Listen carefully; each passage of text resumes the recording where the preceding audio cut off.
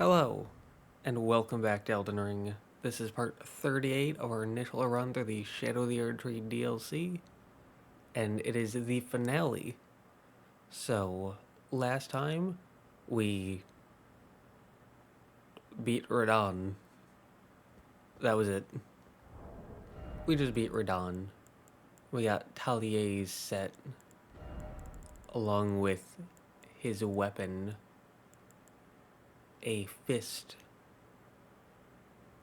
which is very strange in the sense that it's very, very difficult to see. Well, anyways, on top of Talier's set, we were also able to purchase the Young Lion set after beating Radahn, which looks like this. And we also got the Remembrance of a God and a Lord, which allows you to get Radahn's weapons, though instead of being 2 in 1, you can get one or the other. And the only difference between them was the unique skill, or you could get an incantation. And then from St. Trina, we got St. Trina's Blossom, which was a headpiece. And it boosts your max FP. It gave me 4. I'm assuming that it gives you 1 mind, effectively +1 mind, without actually giving you +1 mind. So it gives you the amount of FP, but not the point up in level.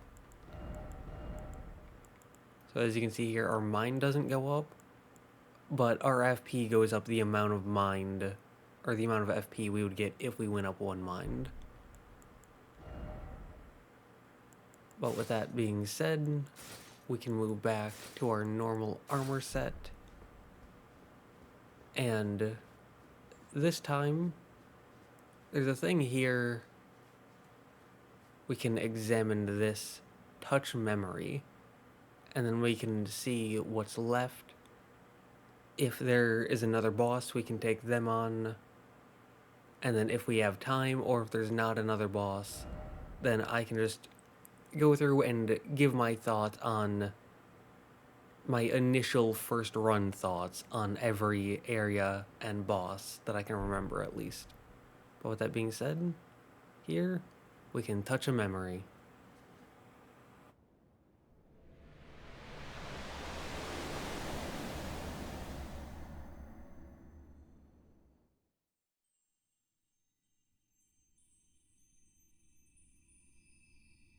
Lord brother,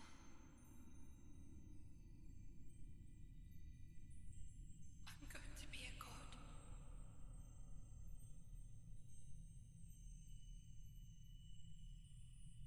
If we honor our part of the vow,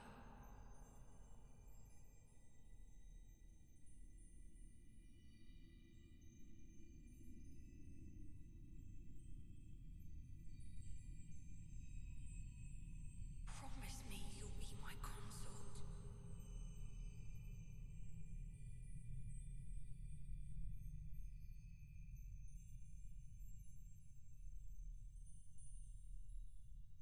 I'll make the world a gentler place.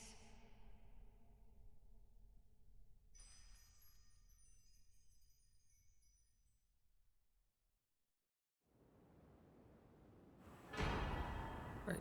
I believe that's something that is said in Dark Souls 3. The girl drawing the painting in the DLC, she says that she's going to make a gentle place when creating a new world. Also, Circlet of Light. Yep, that's a headpiece. The Circlet of Light, which adorned Miquella's head as he returned in divine aspect, it has begun to fade into nothingness.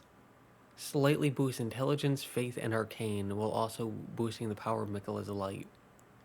Okay, so it gives you 1 point into Intelligence, Faith, and Arcane. That's neat. The circlet was to be the very foundation upon which Miquella's Age of Compassion would be built, should it ever come to pass. So we would have this instead of the Elden Ring? I'm assuming that's what that means. But as you can see, this only has 2.8 physical defense.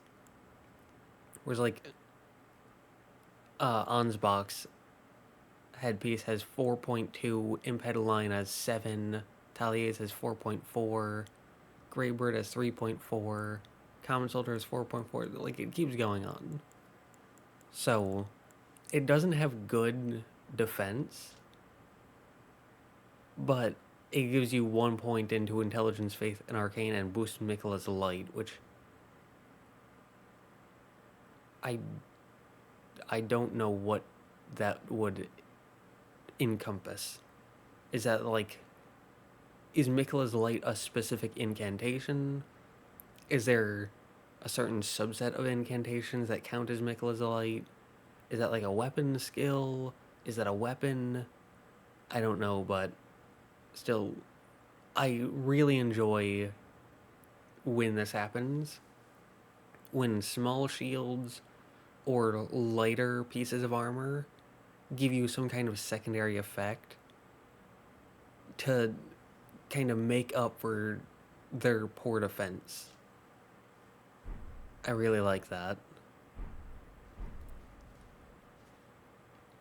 But also, to give you an idea on when I'm recording this, patch 1.13, which has apparently boosted light greatswords, very happy about that.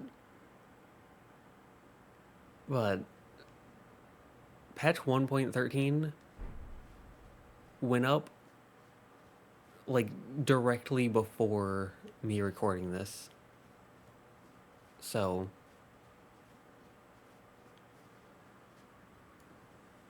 I can actually check the date because I have my phone open. July 30th. I'm recording this July the 30th.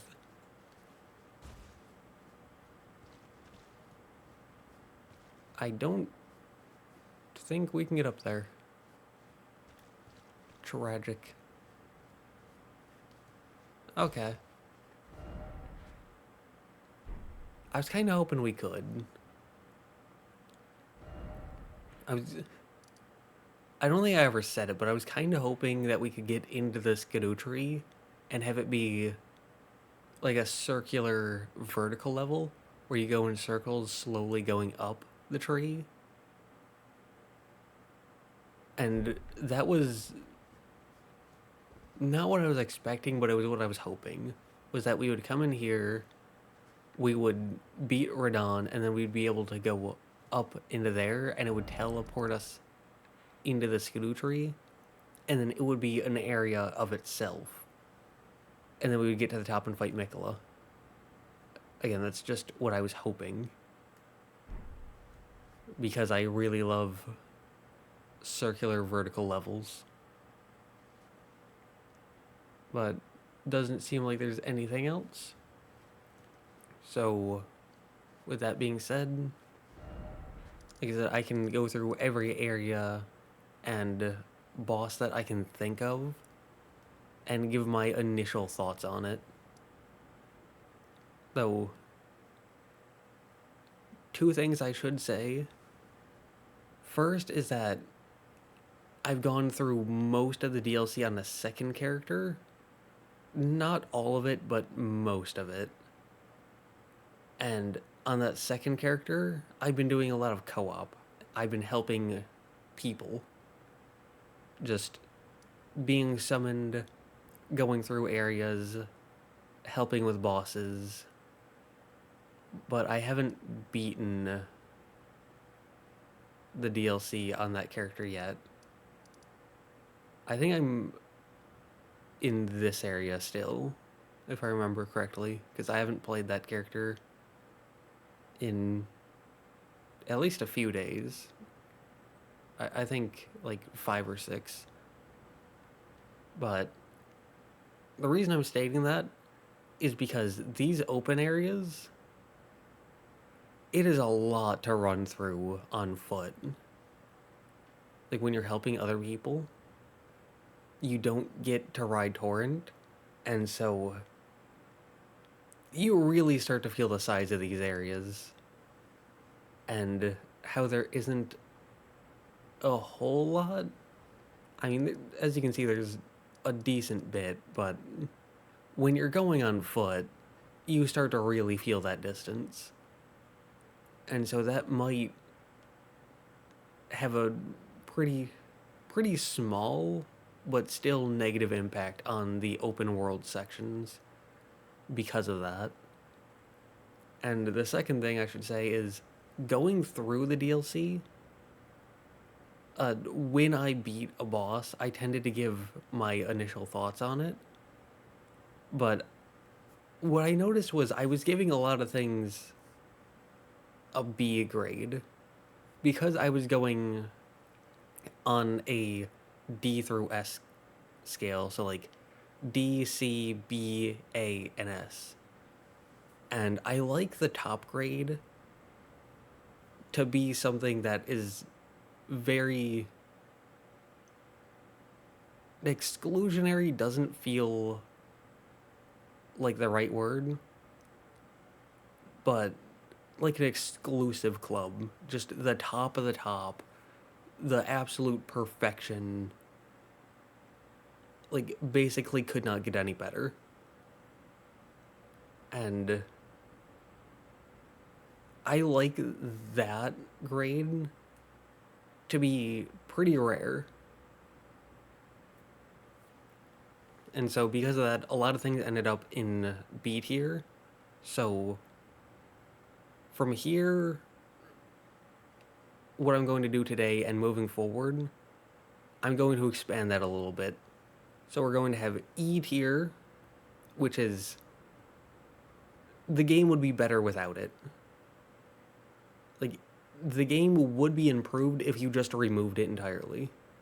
And then you have D tier, which is bad or like a waste of the developer's time and resources. And then you have, I mean, D tier, I say bad, but typically not something that I hate, just something that I really don't look forward to, where I go, yeah, this place exists, but I don't care for it. And then above that, you have C tier. This is going to be, it's alright. Not great, but not upset about it. I don't think it's bad. And then above that, we'll have B tier, which is pretty good, pretty decent. Happy to see it. It's not gonna blow you out of the water, but it's pretty good. And then above that, we'll have A tier, which is super solid, dependable, very enjoyable. And then above that, you have S tier, which is like the top. I also just realized this, and I don't know what that is, so I'm gonna go find it.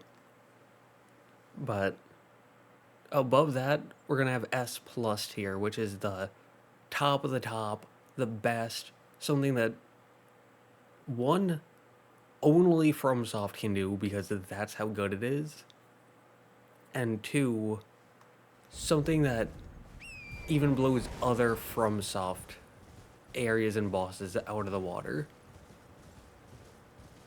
So this would be like your central Yarnums. Hello. That's a fist. I forgot that I did that. There's a thing there, an item.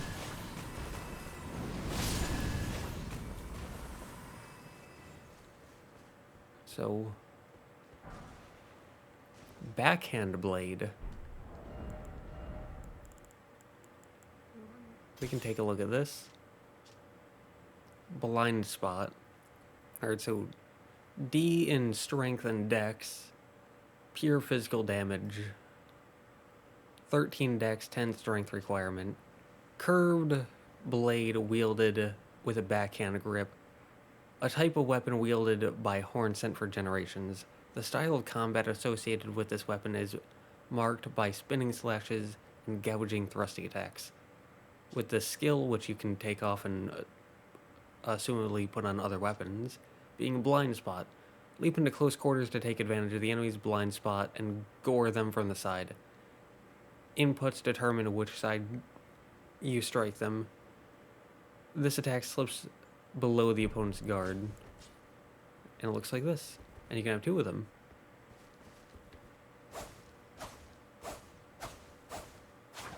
Alright, so that makes sense of why I never saw Backhand Blade.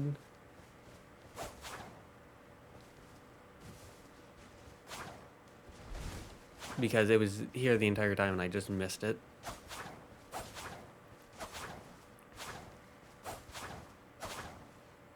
And so that makes sense. I wonder how many more we've missed. Because I only have 2 backhand blades, but I have 4 fists and 5 perfume bottles. It would kind of feel weird for backhand blades, which feel pretty normal, to only have like 2 or 3. And same with curved greatswords. But then to have something like fists, which aren't that popular, at least I don't think so, to have 4 spots, and for perfume bottles, which are at the very least a decent bit out there, to have 5 slots. So I wonder how many we've missed.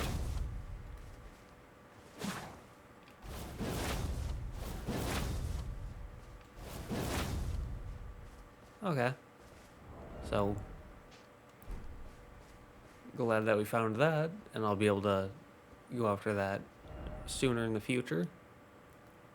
But now, looking at all the areas and ranking them from my initial view of just going through each area like 1 to 2 times along with the boss.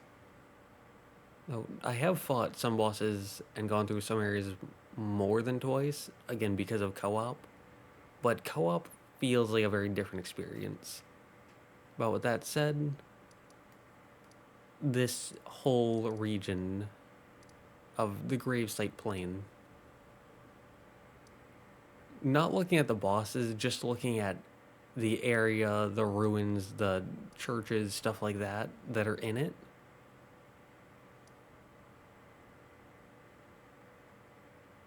I would say that this is a B tier area. I know that I've said that I put too many areas in B tier before, but this area feels very B tier. It feels very decent, but nothing special. Like Scorched Ruins, it was okay. We got cookbook, that's what they're called. We got a cookbook, and we got a talisman that, if I remember correctly, it boosted critical attacks. That's kind of nice. But nothing special. The church, we got a Scadu tree fragment, and I believe there's a Black Knight that dropped something decent, but nothing too crazy. And then there was a shack, I don't remember what this had. The abandoned ailing village, this gave us a talisman that if you get hit with some kind of ailment, like poison, then you'll get an increased amount of resistance to poison So, kinda neat, kinda decent, but nothing too special.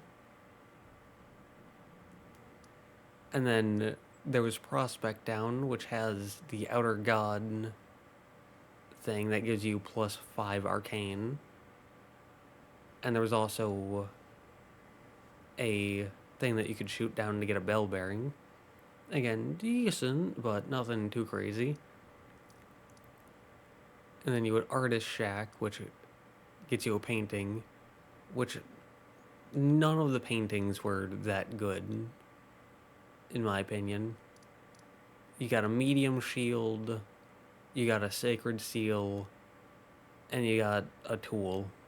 Like, nothing special. But then you had the Church of Benediction. And the Church of Benediction gets you the Oathseeker set, which looks pretty nice.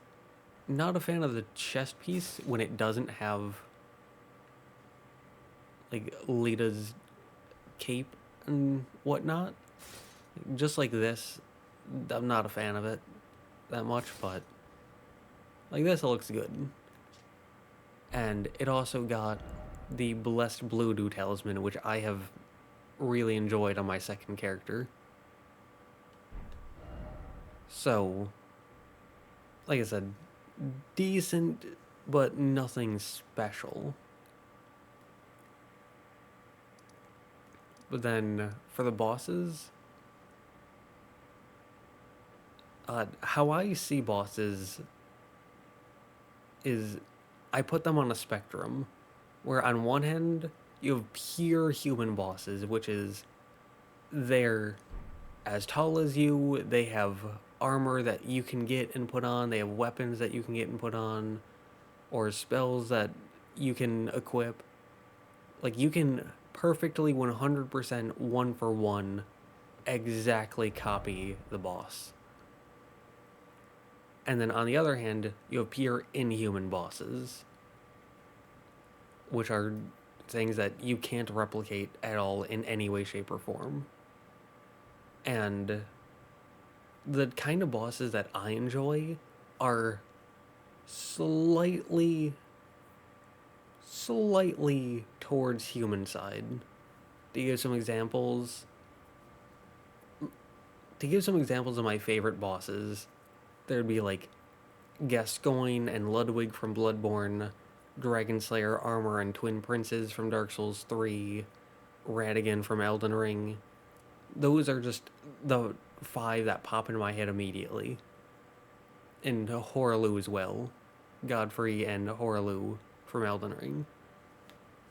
Which, with the exception of Ludwig, those are clearly human-esque, but not fully human. They tend to be a bit taller, they have like infinite poise. So hopefully that gives an idea on the types of bosses that I enjoy the most. And this one here, I believe it was the like Mausoleum Knight. That's not what he's called, but he had the Armor of Solitude, the Weapon of Solitude. He had that Vacuum Slice looking attack. I would say that he was B tier as well. He was enjoyable, he was fun, but he was nothing special. And I feel like that's what B tier is about. It's about being dependable and enjoyable, but nothing super standout. And I think that fits Gravesite Plain and that boss pretty well. And then I'm not going to do it in order of where you get things. I'm going to do it in order of the map. So Lamenter's Jail. So there are 3 jails. There's Lamenter's, there's Bonny Gaol, and I actually don't remember where the third one is on the map. here, Belurat. So there's Bonny, Belurat, and Lamenter's jails. And my mind clumps these three all together and just thinks of them as the same area, basically. Because they all have the same architecture, they all have the same color palette, they all have the same enemies.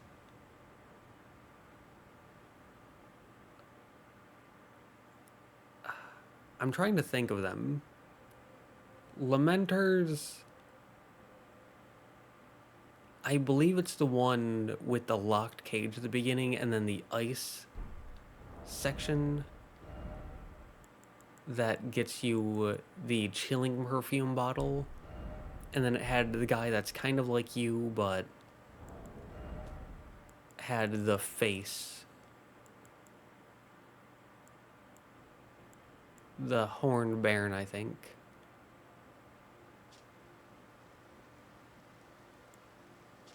I believe. Or Lamenter's mask. Yeah, he had this face. And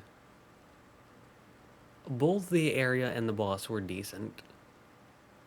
I know that I said I put too many things in a B tier, but area and boss B tier.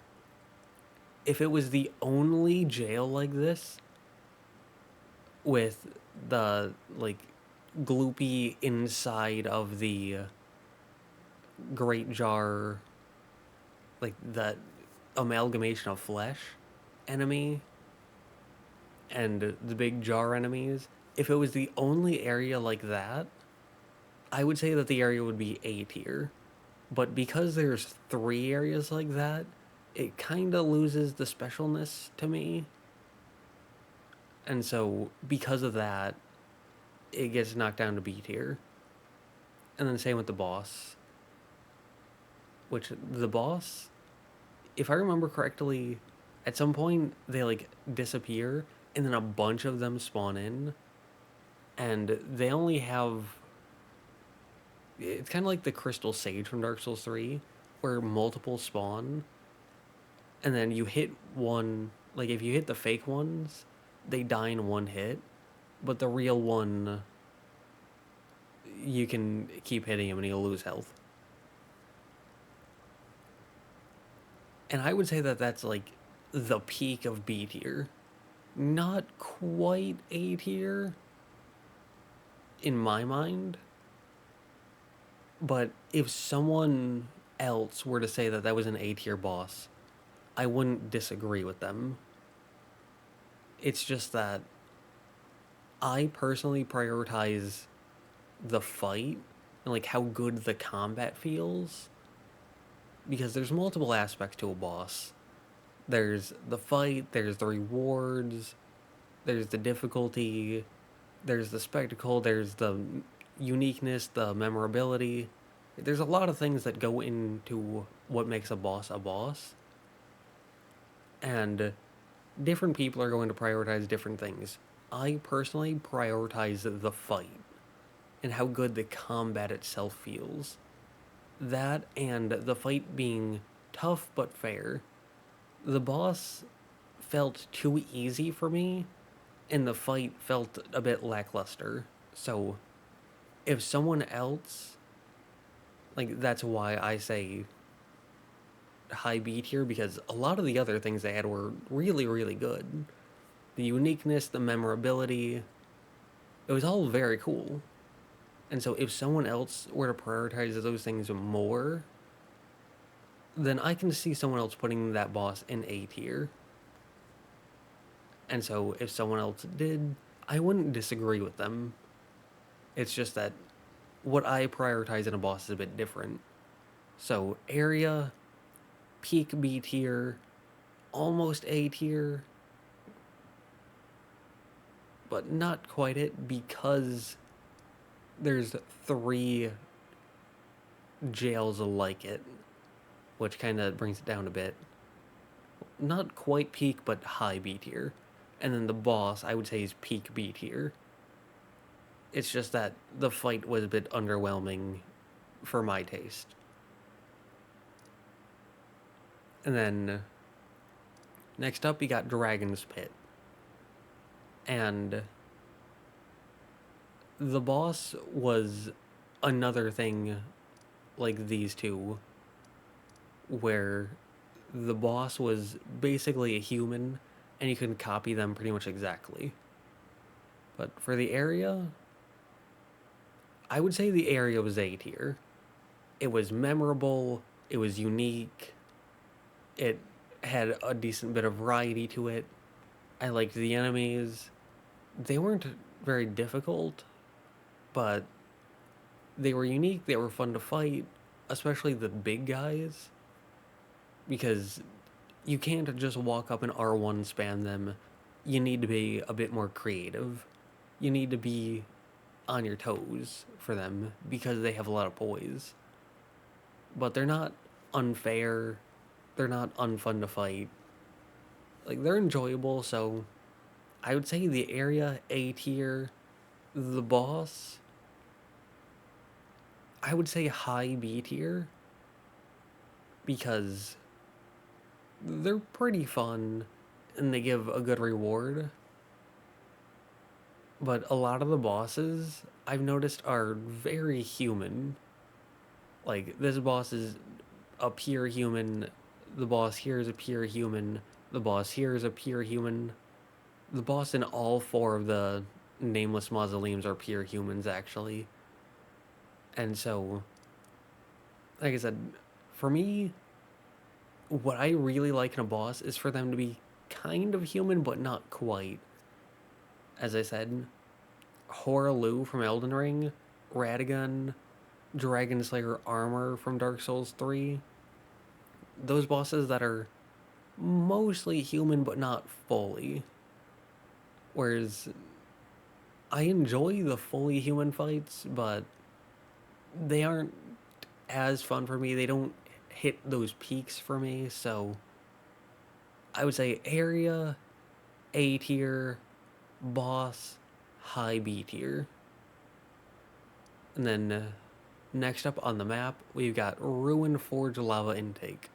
This area has no boss. And so that kind of peters things out for me a bit. And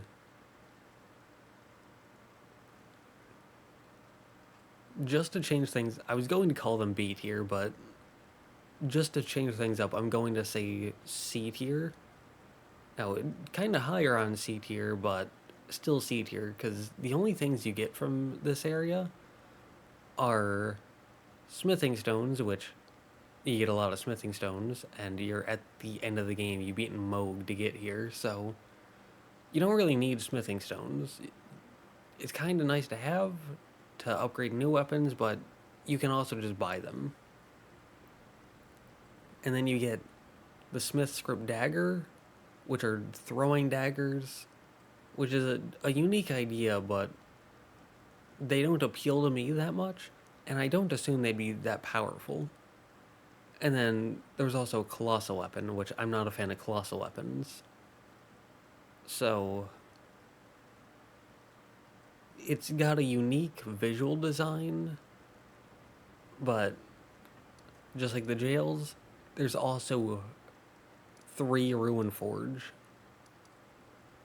And this is just the worst of the 3, from what I can remember.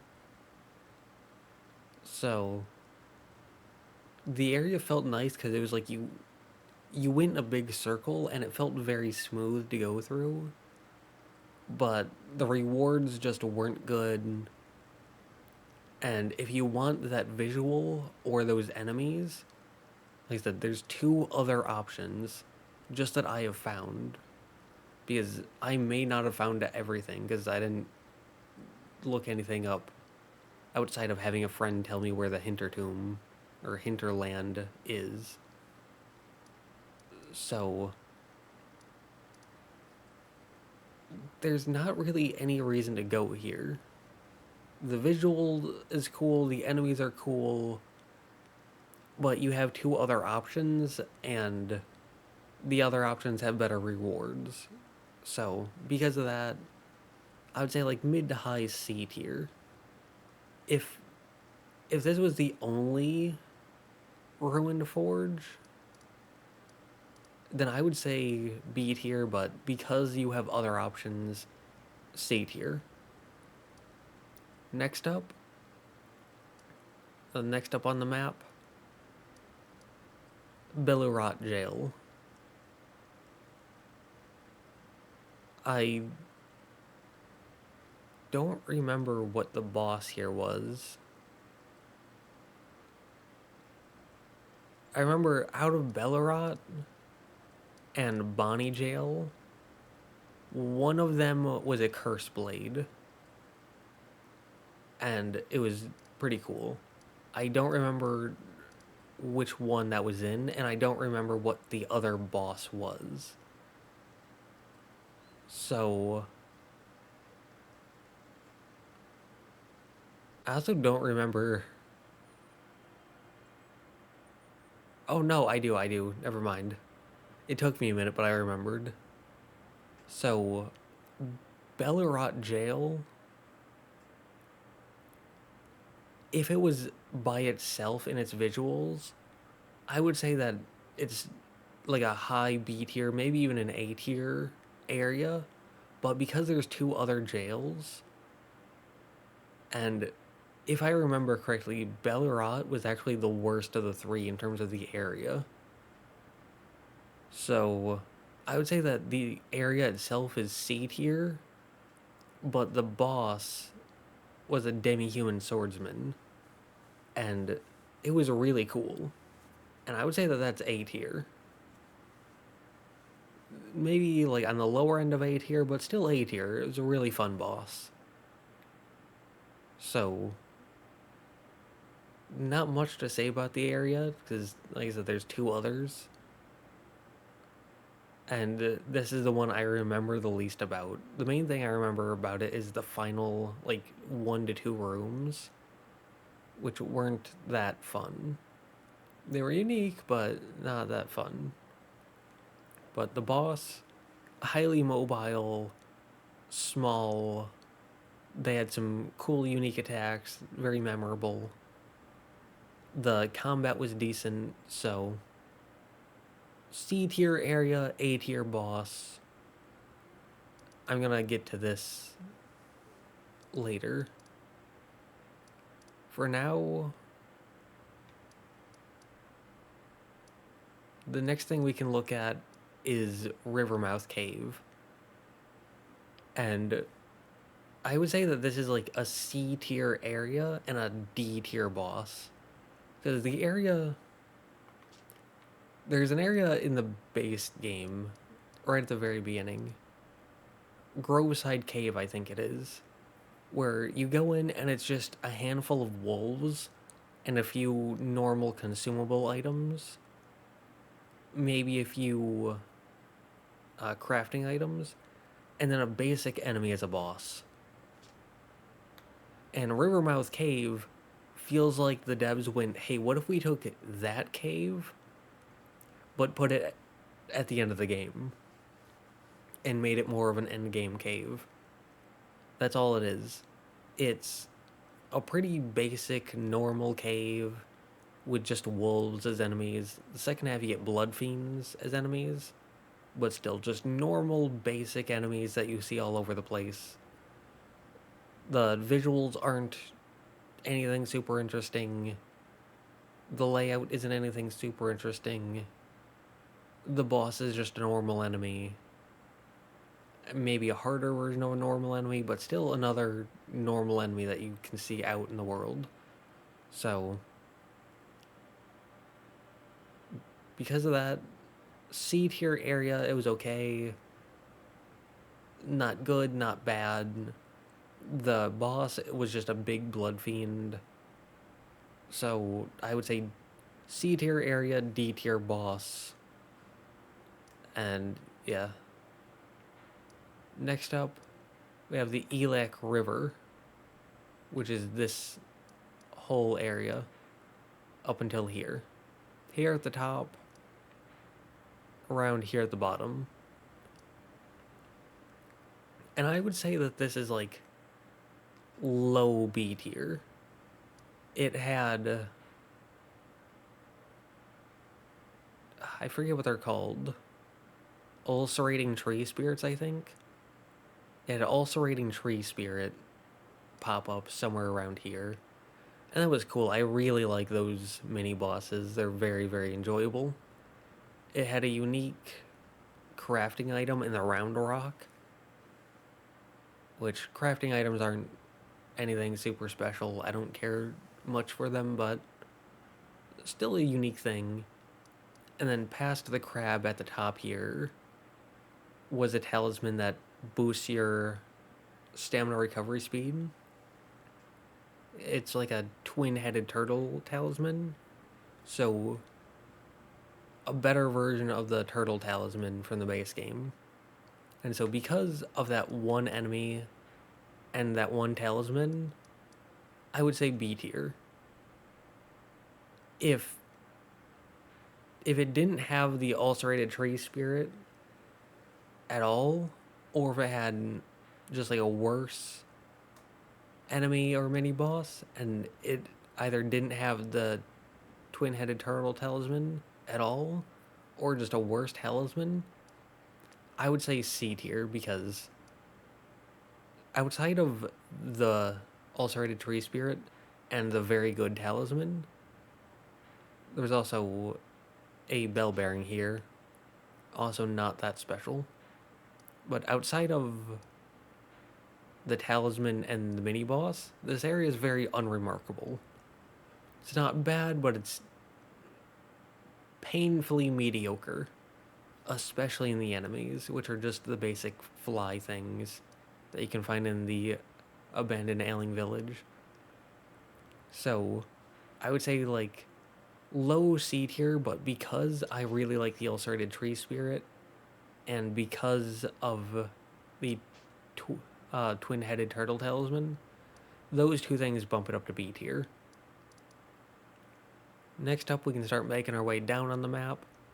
In this area, Charo or Caro's hidden grave, I don't know how to pronounce it. I would say that this is like a C tier area. It's okay. It has a golden hippopotamus somewhere in there, which is really nice. I really like those guys. And it has them just as a mini boss. But besides that, there's nothing here besides for a cave, which I'm counting the caves and the bosses separately. So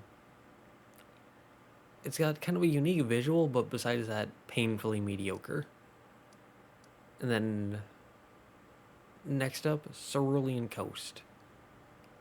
And this might be a shock. This might be surprising. I'm sorry if you hate me for this, but D tier. And don't get me wrong, the area is beautiful. I absolutely love the visuals of the Cerulean Coast. It's one of my favorite visual areas, at least in the open world. But that's the thing. That's all it has. It's just the visuals. If you look at the rewards, or the things to do here, there's a Ghostflame Dragon, which I actually forgot to mention those. We can do that after this. But there's the Ghostflame Dragon. There are some grave glowworts. But again, you're at the end of the game, so you can just buy them. And also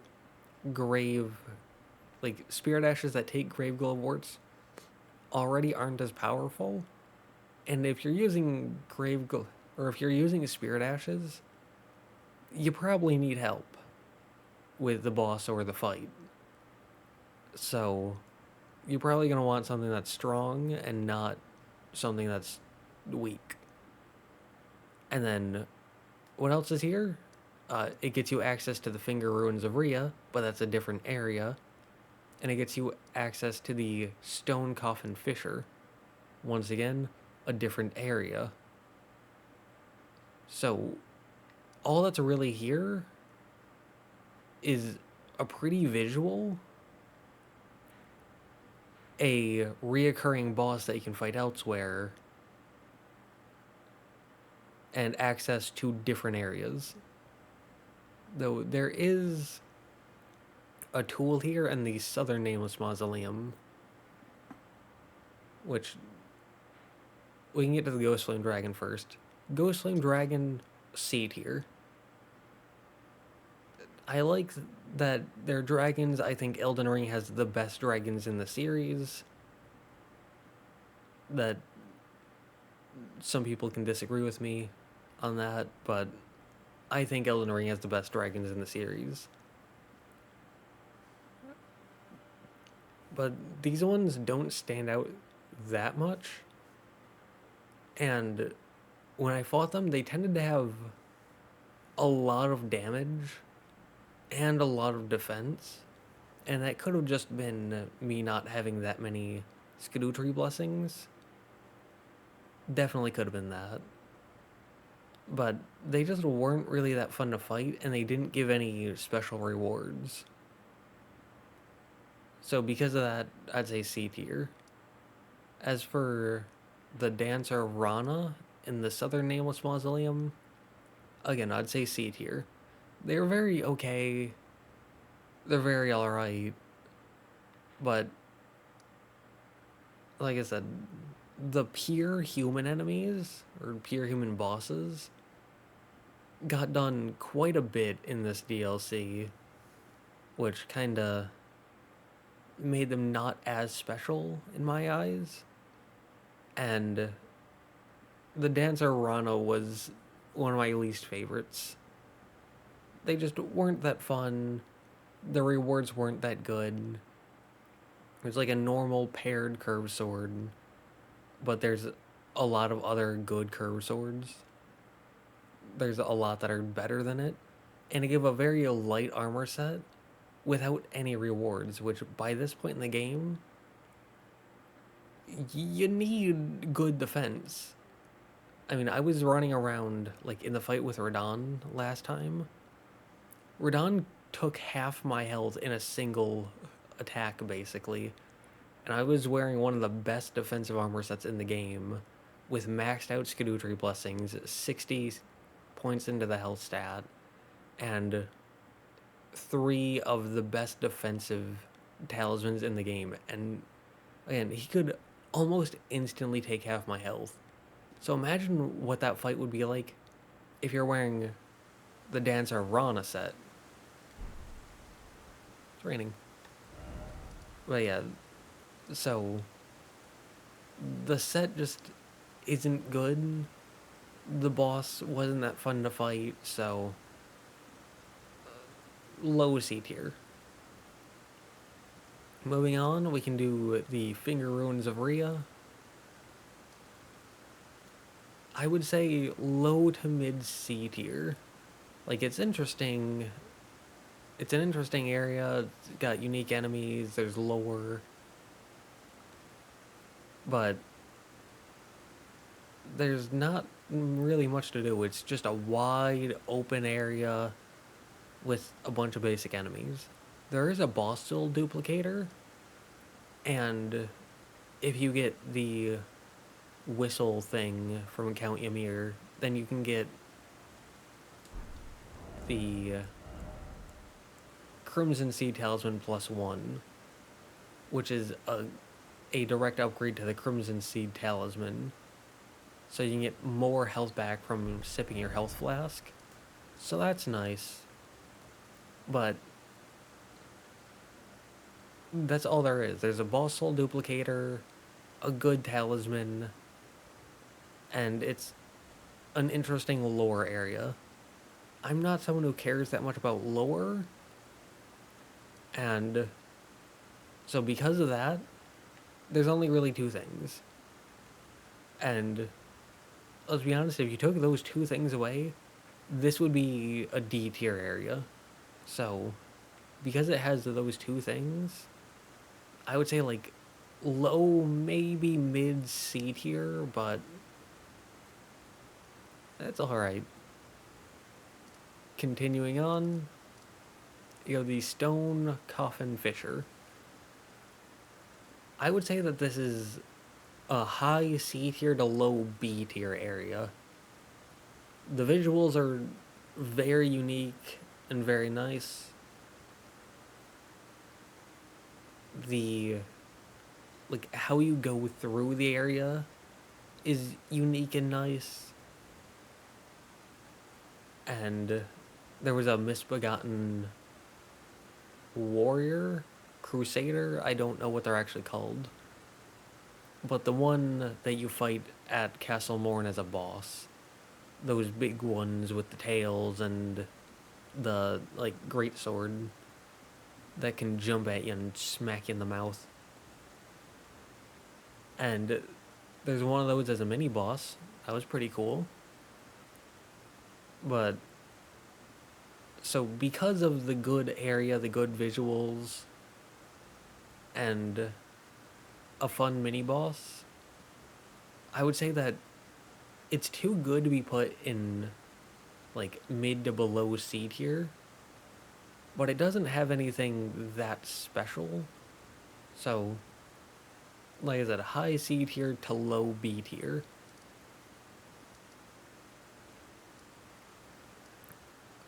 And then I think it might be this one where there's a bunch of like birds and deer and creatures sleeping, and that lets you kill them for easy access to like feathers and eggs and whatnot. Just some basic crafting items that are typically rare. And I do kind of like that. As for the boss is weird because I can see some people saying like high B tier, but I can also see people saying D tier.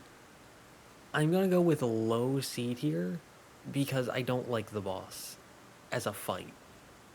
The visual design is very cool, and I can definitely see why people would enjoy the fight. I just don't. It doesn't fit with my personal taste. So I'm gonna go with low C tier, but I can see people putting it a decent bit higher. I can see people putting it a decent bit lower. But next up, this is one of the final areas in the DLC, but we can go through it. Midra's Manse.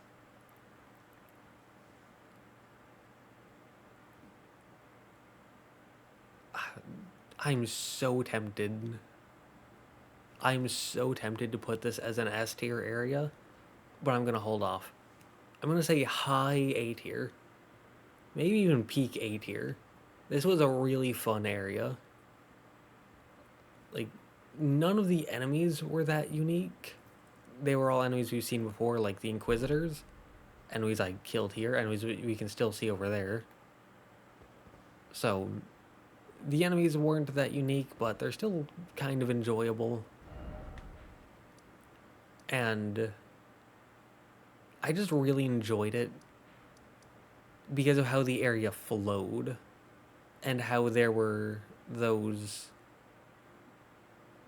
I forget what they're called, but the big enemies. I have a weapon from them. We definitely passed it. I don't remember where it is. Here, Horned Warriors, that's what they're called. The Horned Warrior enemies. I enjoy fighting them, and I absolutely love how the area played out and how there were like different, I think there were 2 invisible walls or illusory walls. Really, really liked that. I liked the verticality of some of the areas or some of the sections. It was a very, very, very enjoyable area. So I would say high, maybe even peak A tier. And then there was the boss, Midra. And I'm not too much of a fan of the frenzy that they had, especially with how fast they can build it up, and how if you got hit by frenzy it was basically instant death. But I went through there and I fought them a few times on the second character, and I think I figured out more about that, and I think I figured out that I was looking at the boss the wrong way. Because going through on my first character, Midra took me a handful of tries. I think like 7 tries. Probably wrong about that, but it feels like it took around 7 tries. And pretty much all of the deaths were because I would get hit with frenzy and then just instantly die.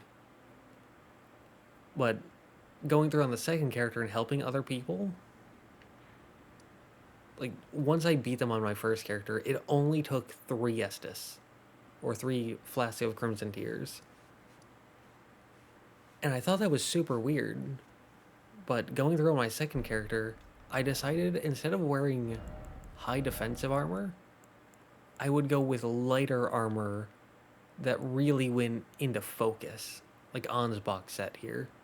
And so instead of focusing on damage negation, I had my armor set focus on focus. And I also had talismans for focus instead of damage negation. And that made Midra a lot better, which they were already really, really, really good. So I'm going to say that Midra is like mid to high S tier. They were incredibly enjoyable. That was something that only FromSoft could create. And then next up, we got the Abyssal Woods and the map. Like I said, I'm not going through this in the order that you go through it in the game. I'm going through it in terms of more of a map order. And actually, we can do this area first, this dragon section. Jagged Peak, which starts out here and goes down to here and all the way up through here. And for the area itself, I'm going to need you to hear me out on this one. Low D tier. Because this area didn't feel like an area. There were like no enemies here. There were barely any items. There was one boss here. That boss was enjoyable. I would say that that boss is like, I don't know, B tier. Just gonna move on from that. And then there were 2 bosses somewhere around here by Egon, and then there was a boss probably up around here. Something like that.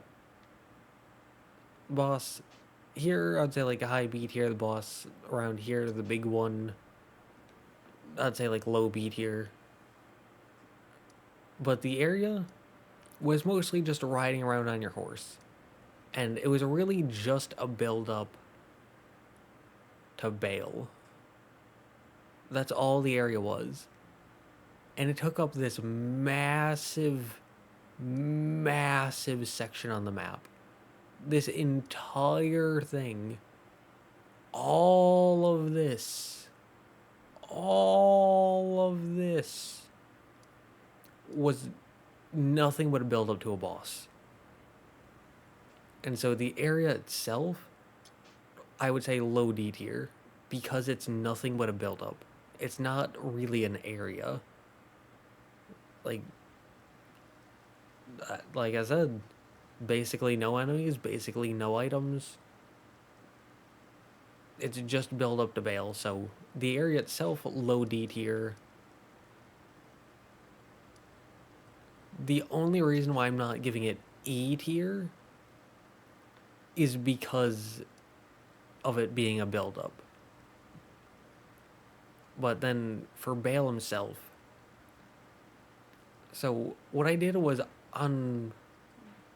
I don't remember how many Scadu Tree Blessings I had on this character, but on the second character, I figured that I was going to put Baal off, and I went after Baal once I had all 20 Scadu Tree Blessings, thinking them more as like the DLC's version of Melania or the Nameless King from Dark Souls 3, where instead of being a boss that you go to right away, it's a boss that you can go to, at least you can go to Nameless King before too long, but it's a boss you can go to kind of early on, but you're not supposed to actually fight and beat until you've done almost everything else.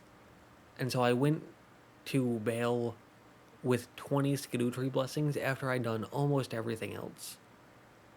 Baal was, I believe, the last thing I did on my second character, actually. And I haven't made it into Inner Ilum yet on that character. But I've done pretty much everything before Romina and Inner Ilum. And Baal was one of the last things I did, if not the last thing I did. And with that change in perspective, I would say that Baal is like peak A tier. And I can definitely see someone putting Baal into S tier. I can definitely see someone putting Baal into S plus tier. If someone else put Baal into S plus tier, I would not disagree with them. I would just think that we have a difference in priorities. Because like I said, I care about the fight. Like, how good does the combat feel? And the difficulty. The way I see it, difficulty, or like the FromSoft games, they should be challenging, but they should be fair and they should be reasonable for an average player to beat. Not someone who hardly knows how to play a video game and has to always look down at the controller to see what buttons they're pressing, but someone who can play a video game to a somewhat decent level. Like, I consider myself to be an okay player. I don't consider myself to be incredible. I don't consider myself to be terrible. I consider myself to be okay, with the capacity to be decent. And on my second character, I beat Baal first try. Like I said, 20 Scadu Tree Blessings, and I had a few runs where I helped him with other people, so I got a bit of a warm-up. But I beat them first try. It was very close. There were a few points where I got uncomfortably low. And I did summon Egon, so take that if you will. But with that perspective, I would say that Baal is maybe just a tiny bit too fast for my personal taste, in the sense of being challenging but fair and reasonable.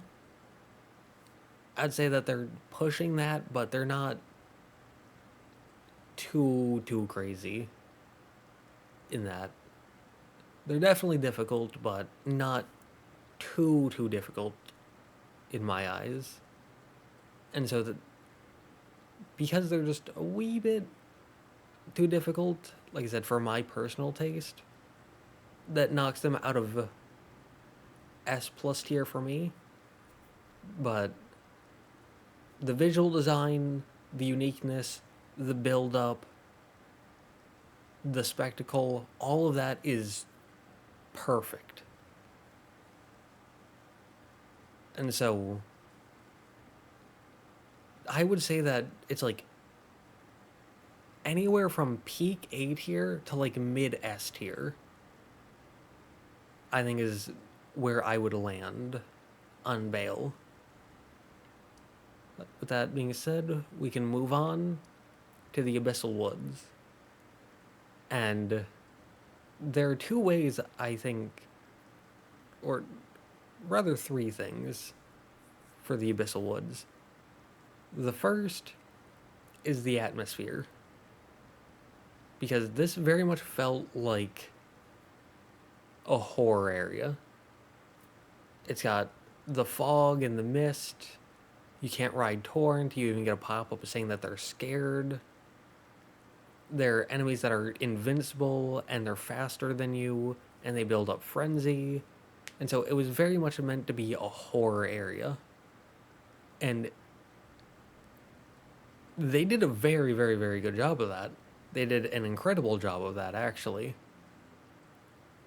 And in that, I would say that this is a high A tier area.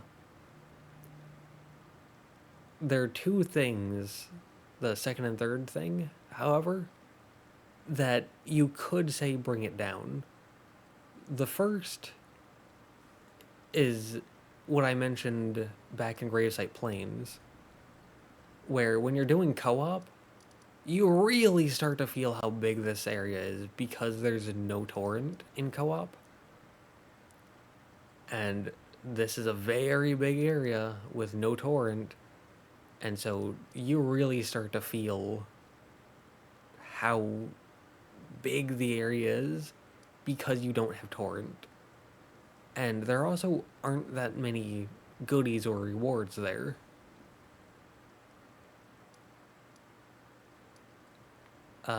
Like, all that's really here is Midra's Manse, which is incredible, but I'm considering that as its own area.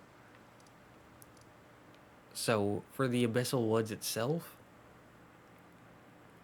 like I said, as a horror area, it's incredible, but the lack of torrent, even though it makes sense, and even though I agree with that, you really feel the lack of torrent, and you really feel the size of the area because of the lack of torrent.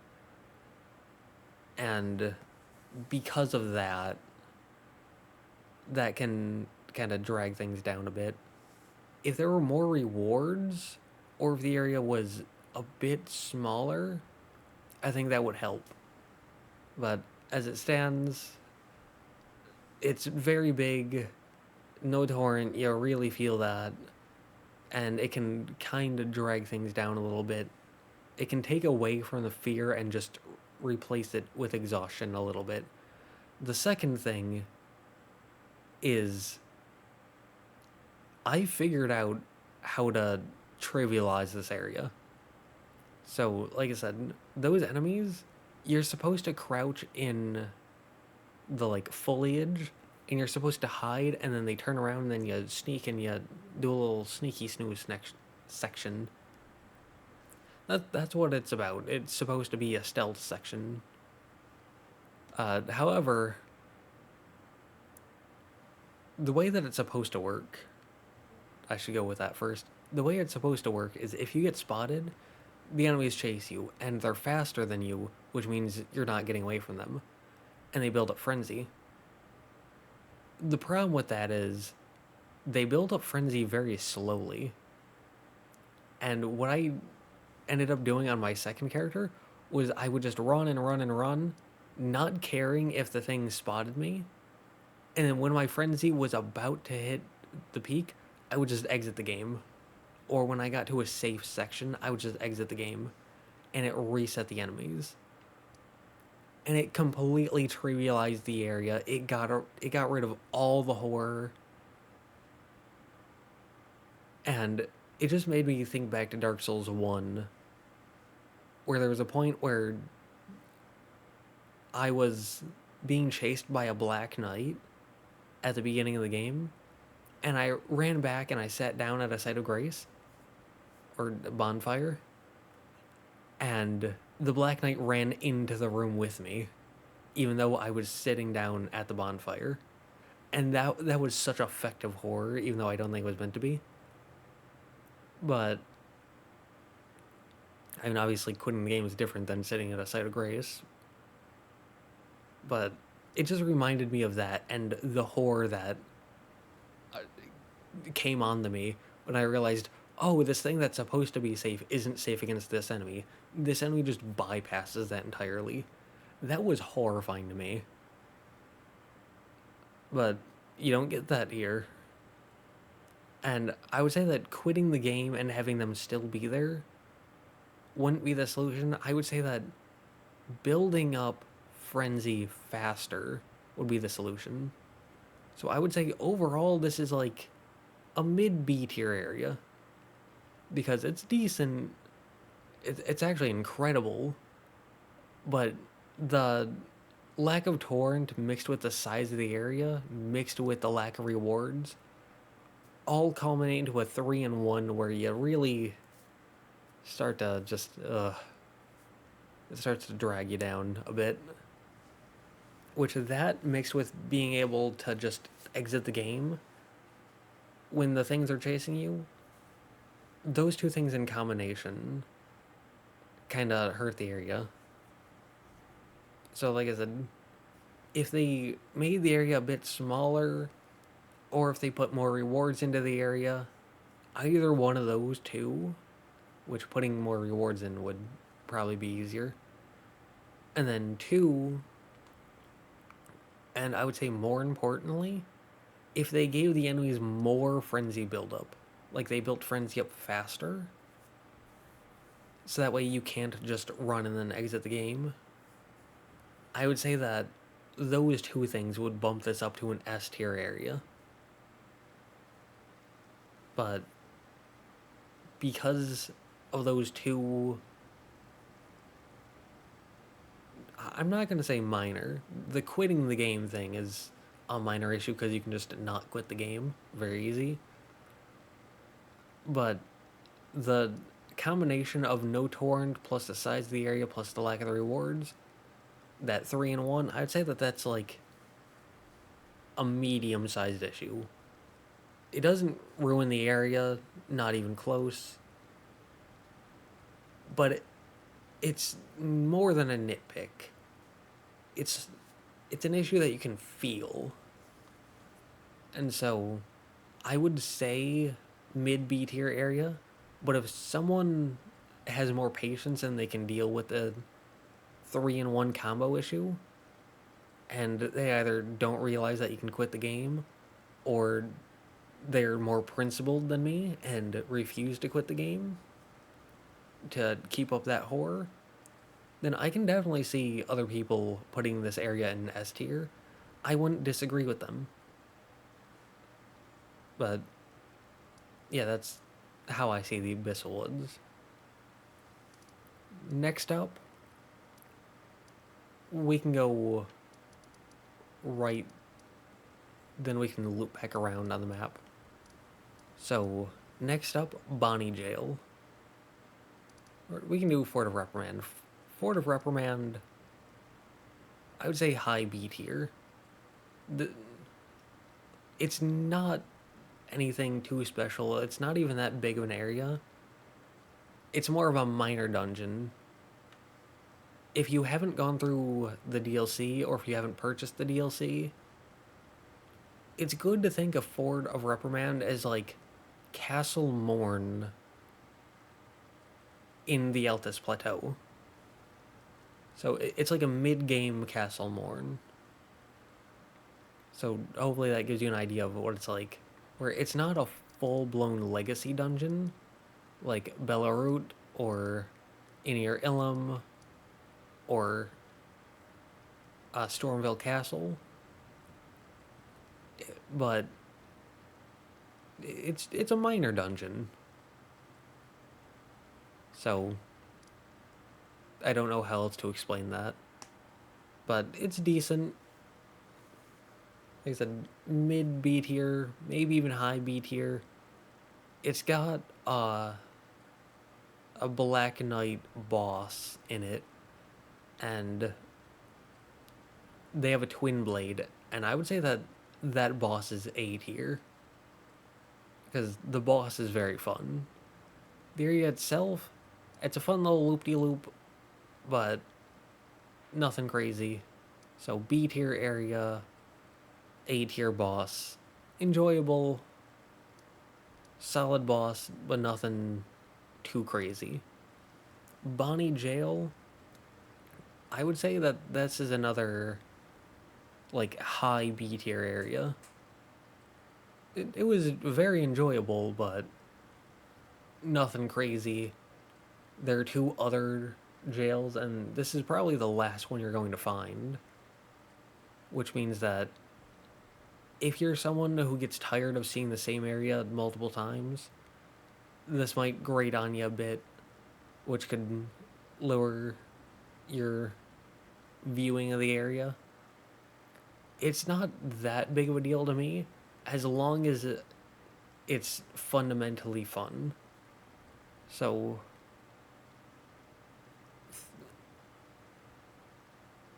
I'm going to explain this at a later time when I do my boss ranking of Elden Ring, but that's going to be a while. So for now, I can say it here. I don't have a problem with something being duplicated as long as it hits 2 to 3 criteria. First thing is it makes sense. Like, it doesn't matter how fun Artorias is. If there's 2 Artorias, that doesn't make any sense. Whereas I really enjoy the Erdtree Avatar boss, so multiple Erdtree Avatars, that makes sense, because it's not an individual person. Whereas if there was like a second Gideon, that wouldn't make any sense. The second criteria is that it's fun. Which, like I said, I enjoy the Erdtree Avatar, so I don't mind seeing more than one. I think that there's a bit too many because there's like 11. But seeing like 3 or 4, I'd be very happy with that. I wouldn't mind at all that there's multiple. But if I didn't enjoy a boss the first time, why would I enjoy them the second time? Unless there's a perspective shift, like with Bale, but even then, I enjoyed Bale the first time. I just enjoyed him more the second time. But then the third thing, and this is less important than the first two, but it still helps, and that's to have some kind of change, some kind of variation or uniqueness. And so, Bonny Gaol hits all 3 a little bit. I mean, it hits the first one of it makes sense, spot on, because it would make sense that there's multiple jails. It hits the second one of it's fun, a decent bit, like 80%. The third thing it kind of falters on because there's not too much about it. I would say out of the 3 jails, Bonny Gaol is actually the best made. Like, if I had to get rid of the other 2 jails and only keep one, I would keep Bonny Gaol. But, like I said, because it's the third one you run into, it can grate on you a little bit. So the area itself, I would say, like, mid-B tier. If it was the only jail, I would say mid to high A tier. But, again, because there's a multiple, it can be like, oh, this area again. But for the boss, it was a Curse Blade. Which a Curse Blade is like a normal enemy. You see them all over the place. There's one here in Gravesite Plain. There's one in Belurat going up to the boss. The Divine Dancing Lion boss. So you've seen Curse Blades before, but this one makes the area go dark. And it can turn invisible. Which is cool. It's unique. I enjoyed that. But it's still a normal enemy. So kind of like the Lamenter, I'm gonna say low B tier with the uniqueness and the memorability bumping it up, but it being a normal enemy knocking it down a decent bit. But if someone prefers uniqueness and memorability over the combat itself, I can see someone putting this higher. Next up is Darklight Catacombs. And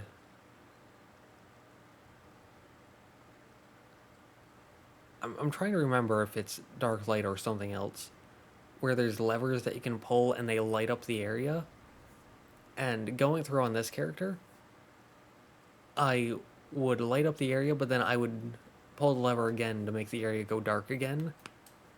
And I said that I wanted to see what the entire area was like going through it completely dark, just with a torch, because I personally really enjoyed that. On the second character, I realized there are 3 for a reason. It's not so, like, 3 levers for a reason, because pulling the first lever doesn't light up the entire catacombs, it only lights up the first section. So going through on the second character gave me that bit of extra perspective. With that being said, either way, Darklight Catacombs, S tier. I loved the Darklight Catacombs. It was incredible. Being able to go through a catacomb and have it be dark, or being able to light it up, your choice, I loved that. Very unique, very cool. It gave a very interesting visual design to it, and it gave you more options that you don't typically get. And I don't remember too much about the rewards outside of the Death Knight set, but there were, like, the area itself, going through it, the visuals, like I said, very cool. I really, really enjoyed it. S tier. Although that might be a tiny bit of bias, because on the second character I was helping people through and we got invaded, and I ran into a very cool invader, and it was a very enjoyable fight. So it might be a tiny bit of bias on that part, but for the most part, I think that this is outside influence bias free. It was just a very, very, very enjoyable catacomb. But then the boss, Jory the Grand Inquisitor, I would say that they're like low, maybe mid A tier, probably more low A tier. They were enjoyable. I don't typically like ranged bosses or like magic based bosses, because as I've said, some of my favorite bosses are like Gascoigne, Ludwig, Dragonslayer Armor, Godfrey, Horalu, Radagon. I like those more physical, just kind of like knight bosses. So I really like those physical one-on-one duels. And Jory does not give that at all. They're a ranged magic caster that spawns in enemies, which ranged magic caster bosses I don't typically like, and additional enemies that take away from the one-on-one, also something I don't like. So they're also an Inquisitor, which are those enemies. So it's not really a unique boss. And so it feels like everything was set up against Jory the Grand Inquisitor. I think it's here. But still, despite all odds, they were a really, really, really enjoyable boss. I liked them a lot. Like I said, still low A tier, so those things going against them dragged them down a little bit, but they were still highly enjoyable. I liked them a lot. Next up on the map, Village of Flies, low D tier. There was basically nothing here, just a bunch of basic fly enemies. Basically no rewards besides a revered Spirit Ash and a Spirit Ash that wasn't that good or interesting. So, D tier. Bonny Village, I would say like low B tier, high C tier, somewhere around there. because nothing too special here, but unique visual. There were some enemies. The enemies with the great axe, the Bonny butchering knife, those were fun to fight. But nothing special here. Next up on the map is the Eastern Nameless Mausoleum with Rakshasa. I believe their name is pronounced. And I would say that this is like high B tier to very low A tier. Because, again, the pure human bosses were done a decent bit, and they kind of lost their specialty, but still enjoyable. And there were 2 golden hippos here. I'll get to the golden hippo boss. Both as a boss and a mini boss when we get to Shadow Keep. For now, continuing up. Alright, Manus Metyr. So, there were 3 bosses here. The first one, we can do the Mother of Fingers last. First one was Count Ymir. I'm gonna say D tier. He wasn't fun, he wasn't interesting, he was very bland. Like, the story was cool, but his fight itself was very bleh. Sword Hand of Knight Julan, however you pronounce it. I would say, like, low B tier. She was enjoyable. Nothing special. Another pure human boss, but still enjoyable. And then the Metyr, I think their name was, the Mother of All Fingers, mid to high S tier. This boss was so enjoyable. The visual design, the design of the arena, the attacks, the difficulty felt... I've only fought them once. I haven't fought them on the second character yet. So I only have my initial run experience to go off of. But the difficulty felt pretty much spot on. They were challenging, though part of that was because I didn't know how to deal with them yet. But they didn't feel overwhelming, they didn't feel BS. They felt challenging, but fair and reasonable, and that's precisely what I look for in a boss. Like I said, S tier, highly, highly enjoyable. And then we can loop up and then back down and around. So here there were 2 tree sentinels. Tree sentinels, they're like high B tier. Enjoyable, but nothing special. Well, mid to high B tier. Just normal bosses. We've seen them in the base game.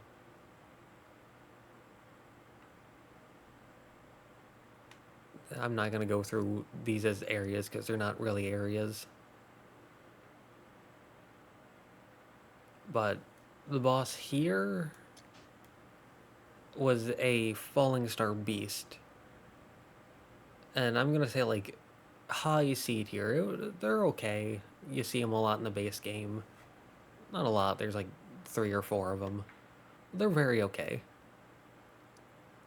And then there's no other bosses here. So for the areas, the Hinterland. For the Hinterland area, I'm going to say that this is like a mid to high B tier area. Because as an area, it looks beautiful. It looks really, really nice. But it doesn't have that many rewards. So it's very similar to the Cerulean Coast in that aspect. But you do get lore with Marika, and you do get an incantation, which is nice. And whether this counts as the finger runes or not, I don't know. There are fingers here, but I think of like this as the Finger Ruins. So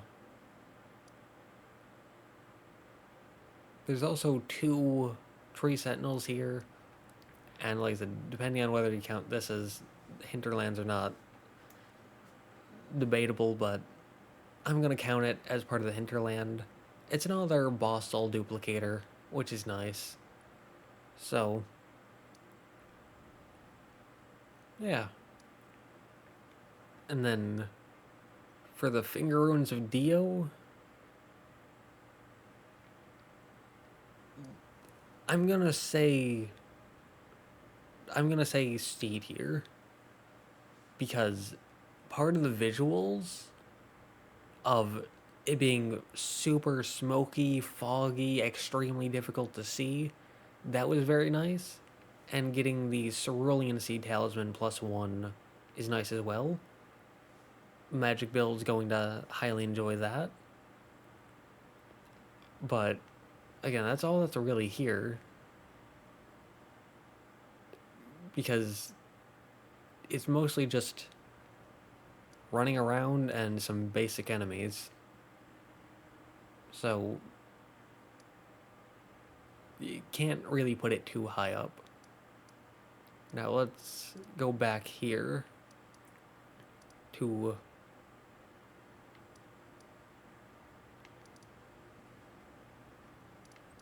we can start over here and then make our way off to the right. So the northern nameless mausoleum, that had the Red Bear boss, or whatever their name was. It was another human enemy, but they had a bear outfit and bear claws. I'm gonna say C tier. It was okay. Nothing special. They, like, out of the 4 nameless mausoleums, I would say that this is the 3rd best, with the Knight of Solitude guy and the Rakshasa, the like great katana wielding one. Those are the top 2 in my eyes. And then this guy is 3rd on that.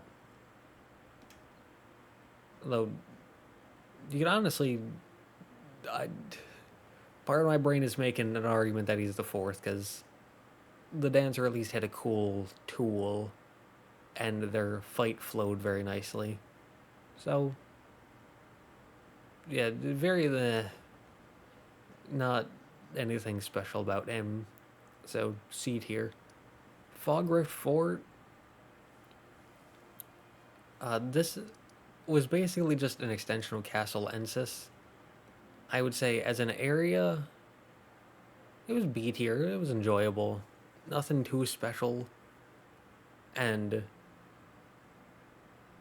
that B tier is entirely being carried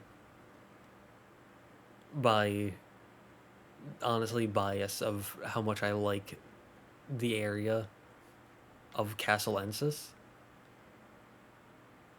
Because objectively, it's not really that good.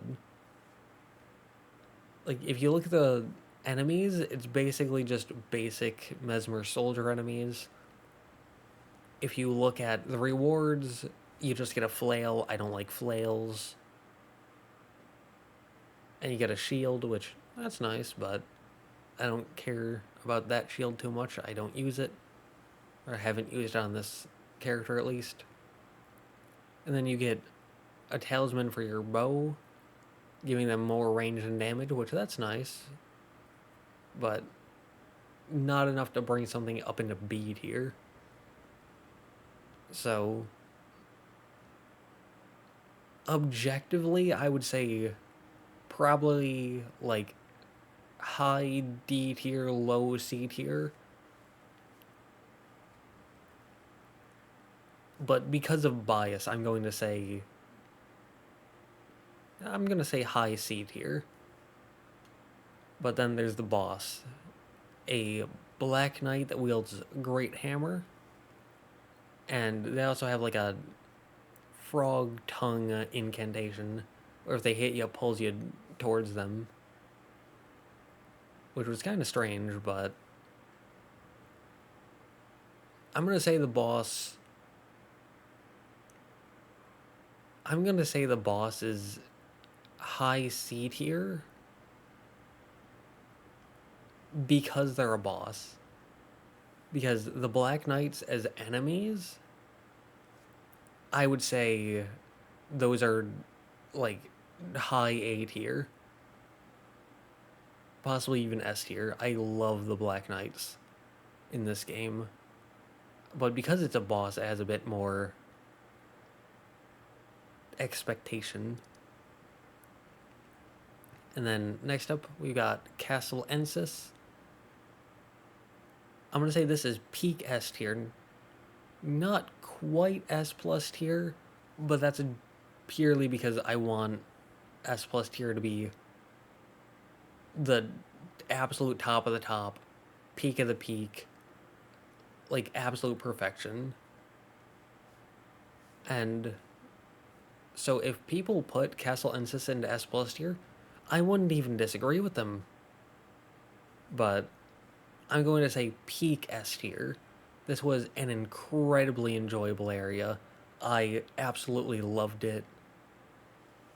Like, I came in with very high expectations, and it more than delivered.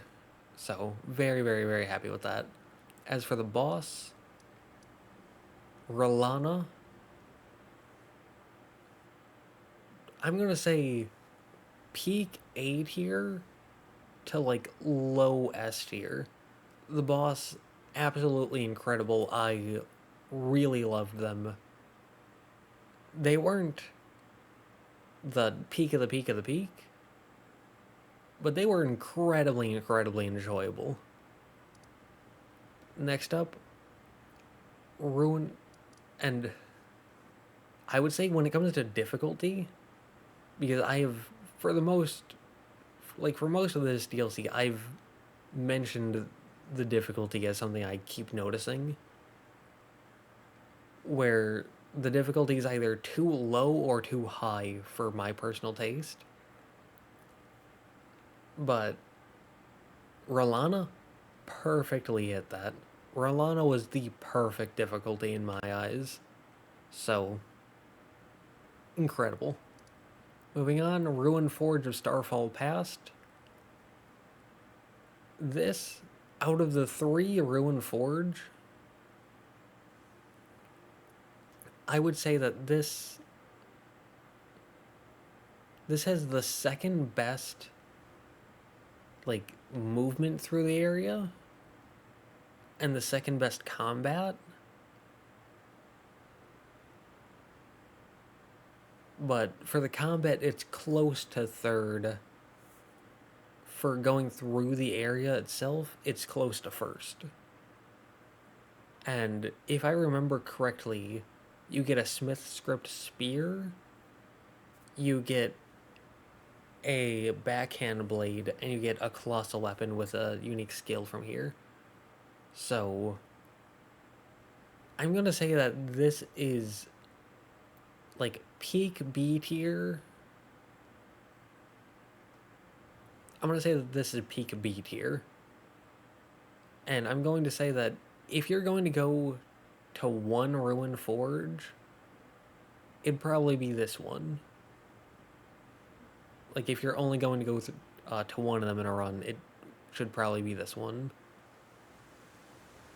Though, it is unique in the sense that it doesn't flow like the others.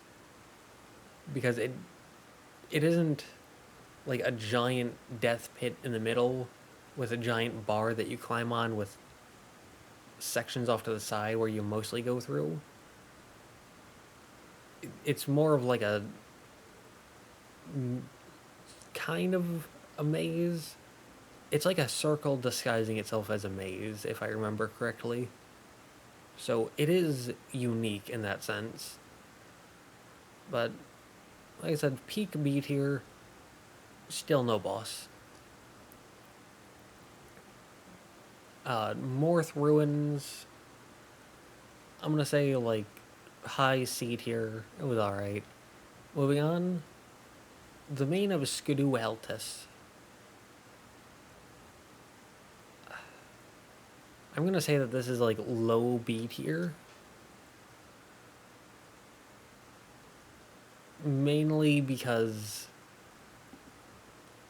it didn't feel like there was anything special going on outside of the Black Knights. Which the Black Knights were very enjoyable, but yeah. Nothing too special in this part of it. Over here there was a boss. There was like a giant bear. I'm gonna say like mid B tier. Like B tier. They were enjoyable, but nothing special. And then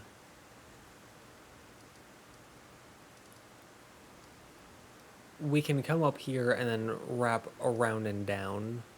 So even though it's the first one that we went through, we can do Belurat basically at the end. So starting off at Shadow Keep. Shadow Keep has, well, we can do the Golden Hippo first, because you have to do the Golden Hippo to get in. So, the Golden Hippo, as a boss, I would say high B tier.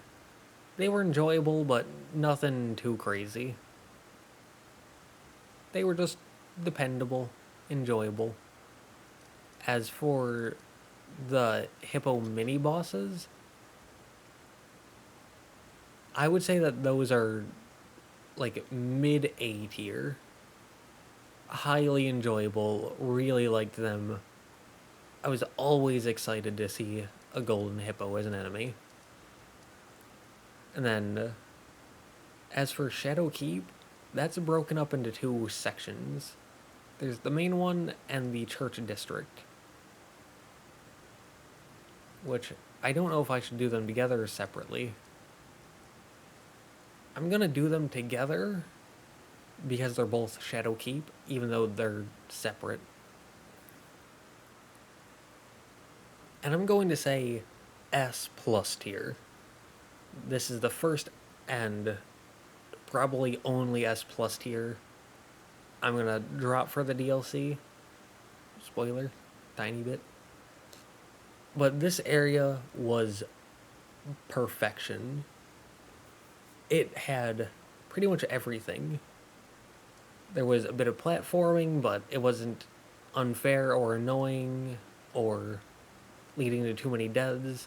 It had some incredible visuals, like with the water and the ulcerated tree spirit going under the water. It had area changes with a lever in the Church District that got rid of the water to let you go down. And in the main part of Shadow Keep as well, in the higher sections, at like the 4th or 7th floor, that moved things around to get you more rewards and access to more areas. The enemies were unique and fun. There were a decent bit of Black Knights, which, as I've said, I love the Black Knights in this game. So, like I said, Shadow Keep had pretty much everything. It was perfection. I loved the Shadow Keep. So, S+ tier. Peak of the peak, cream of the crop, top of the top, best you can get. Something that only FromSoft could do, and it's something that not only they can do, but it's something that even shadows other FromSoft works. But next up is Gaius. And Gaius is weird, because he has this one charge attack, which feels kind of BS, where it's like, no matter how late I dodged, I got hit by it. Which didn't feel good, that didn't feel reasonable. And not on this character, but on my second character, I was getting 1 to 2 shot by him. And it took a good, like, 10, 15 attempts because he was 1 to 2 shotting me. And that was on my second character, where, again, I waited to fight Bale until I had all 20 Scadu Tree Blessings. So this was after I realized that, oh, Scadu Tree Blessings actually mean a lot, and I gotta go get them. But he was still 1 to 2 shotting me. And it just wasn't really that fun, and I couldn't really use magic against him because of how fast and aggressive he is. And, you know, that was a magic character. So, it kind of feels weird, and he's also protecting 5 Scadu Tree fragments, which means you have to get through them to get some upgrades. And so, I would say that Gaius,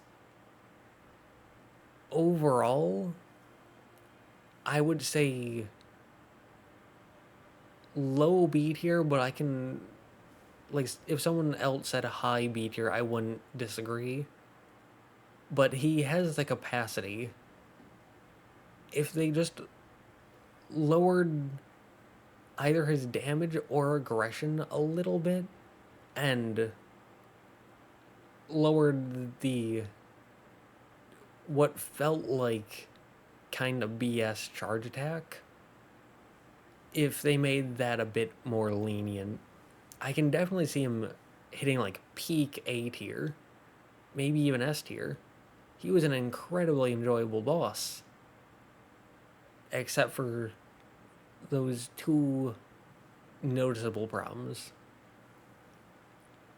Next up, the Scadu Tree Avatar, which from a visual design perspective was absolutely incredible. But I would say that they're like low to mid B tier, because they weren't that enjoyable to fight. They were kind of enjoyable, but they weren't that enjoyable to fight. And the 3 health bars felt very strange to me. I feel like if the boss got a bit more health, but only had 2 health bars, or if they did the Gale thing and gave them 1 health bar, but the 1 health bar was massive, and then gave them the 3, like the 3 stages, or the 3 phases within that 1 health bar, I feel like that would have made more sense. Or it would have felt more natural. But overall, I would say like low to mid B tier. They were enjoyable, but nothing too special. And their rewards weren't good. Next up, we have Talu's Ruined Forge. And this one is kind of weird because it's probably the last one you're going to run into. But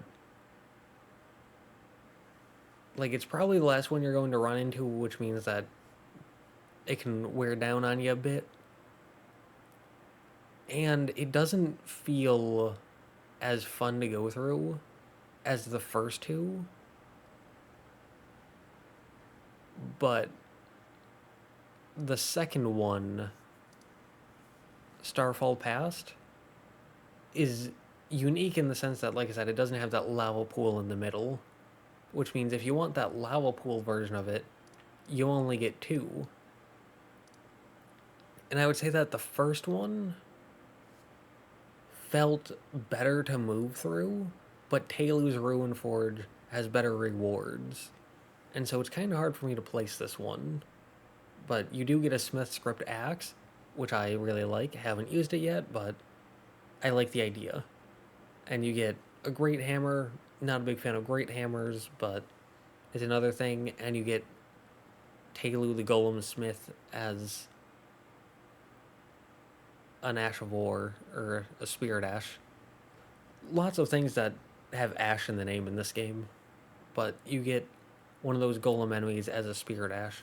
You also get, I believe, a shield that you can throw with a unique skill, which was kind of fun. So, I'd say overall, like, mid-B tier. I'd say if you're going to go through... If you're going to go through 2 of the 3 Rune Forges, because I would say Starfall Past first. But if you want the rewards, go for Tailus. If you want the feel of going through the area, go through Ruin Forge. But, like I said, B tier. B tier feels good. Next up, we have the Ancient Ruins base. And I would say that this is like a low to mid C tier. There's not much here. It's not really that special. Next up, Fog Rift Catacombs. I actually haven't gone through here in a while. But from what I can remember, I would say that it's like B tier. I remember it being decent, but nothing too special. But I would probably have to go through it again to give a more accurate view or opinion on it. Because my memory of it is vague. And I don't want to say something that I don't actually believe. Just because I want to say something. So, moving on, Templetown Ruins. I would say that this is high B tier. The only special thing about this is that you get the two-handed talisman, which ups your damage when you're two-handing weapons, which I love that. But besides that, there's not really anything here, so that one talisman is basically the entire ruins. Next up, you got Ravine North, which is this whole area here. And I would say that this area is like low to mid C tier. It's very okay. It's very meh. Nothing too special about it. I wonder what this is. I wonder if we've seen that before. I think that's the tower.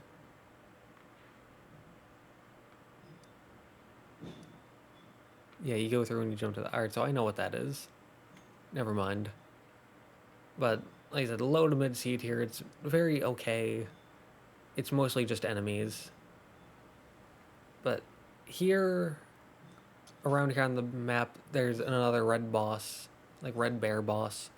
Again, they're okay. Nothing too special. So, though it may have been a while since you fought the last one here. So, they could be fresh, but the reward is not good. So, I'd say overall, like, low B tier, maybe high C tier. But, yeah, they're okay to somewhat enjoyable. Nothing too special, though. Next up, Scorpion River Catacombs. And if this is the one that I'm thinking about, the one with the Death Blight Basilisk eye statues, the one with Black Knight Captain Hugh spear dash, and the giant slamming things. They're like traps, and they're giant things that you can stand on, but they come down from the ceiling and they slam down with spikes. Then, if it's and it has the Knight's Lightning Spear incantation, if that's the one I'm thinking about, then high to peak A tier. It was an incredibly enjoyable area. I liked it a lot. And the rewards were incredible. And then for the bosses, I didn't mention it here, kind of forgot about that. Because here there's a Death Knight that wields 2 axes. And then here there's a Death Knight that wields a great axe. Again, if I'm remembering correctly. I've only gone through these areas 1 to 2 times. And it's been a little bit. But the twin axe Death Knight, I would say like a high B tier. They were enjoyable, but nothing too special. The Great Axe Death Knight, which I am still using their Great Axe, I would say that was like very high A tier. They were incredibly enjoyable. Not quite peak. Like, I wouldn't have them as a top 10 boss unless we're talking about specifically the DLC, and even then they'd probably be on the lower end of that. But they were still very, very enjoyable, and I liked them a lot. So, and they gave good rewards. Also forgot to talk about Messmer. Whoops. So, Messmer. I would say that Messmer is probably... I would say they can be anywhere from peak B tier to S plus tier. They can be anywhere in that range, just depending. Because on my second character, they were one-shotting me a lot. And again, this is after I realized how important the Scadu Tree Blessings were. And so I went in with like, I think 14 Scadu Tree Blessings, 14 or 15, something like that. I think it was 14. And I was still being one-shot. Even with 60 points to the health stat, even with 3 peak defensive talismans and a good armor set, like, they were still destroying me. Like I said, 1 to 2 shots, and they have a decent bit of health, and they're hyper aggressive. They have attacks that can go across the entire room in a single sweep. And they have a bunch of combos, and they have delayed attacks and hyper fast attacks. And so, because of that, it was very easy to get caught and just get one shot. And that really took away from the enjoyability at times. But they definitely have the capacity to be an S plus tier boss. So, like I said, peak B tier to S plus tier, they can be anywhere in there. Like, anywhere in that region. But really like their weapon, really like their mobility, really like their aggression. Those are all absolutely lovely. It just felt like their damage was a wee bit too much.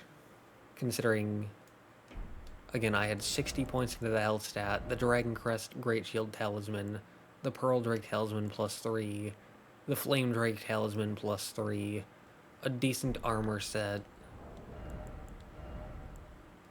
I don't think I have it on me on this character, but it was the Raging Wolf armor set. That's what I was going through with, which is around Lita's set, I believe. And like I said, I had, I believe, 14 Scadu Tree Blessings at the time.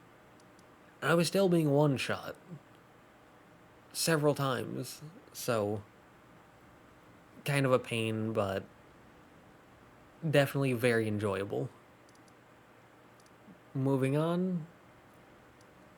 You have Rao Ancient Ruins, and I'm going to consider this to be from Viaduct Manor Tower all the way through this, all the way up until Romina.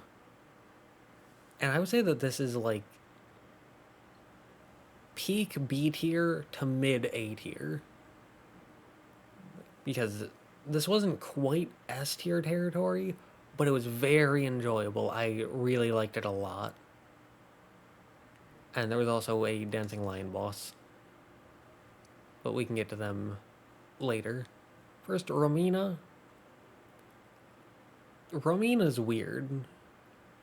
Because she felt a bit too easy. Which isn't something that I say about a lot of the bosses in the DLC. But she felt too easy.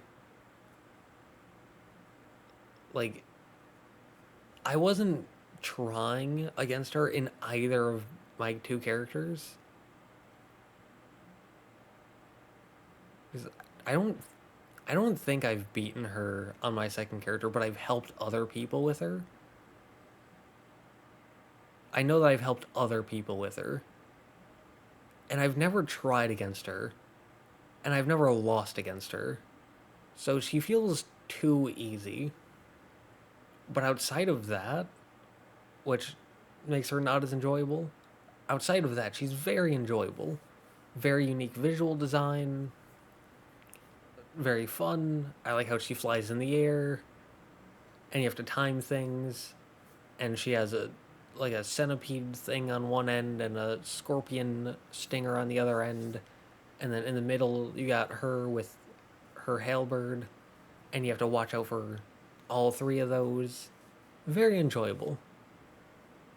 So, I would say that she can be anywhere from low B tier to like mid A tier. And then finally we can move down into these two final sections. So first, Belurat. I'd say that this is an S tier area. Like, low to mid S tier, but still S tier. Highly enjoyable, unique visual design, like the enemies, like how you move through the area. From what I can remember, the rewards weren't that great, but they weren't terrible. And the area, the enemies, the visuals made up for it. So low to mid tier, or low to mid S tier area. Still don't know what the Hornsent Grandam was about. Maybe now that we killed Radahn, we can get something from them. We can see right here, right now. So,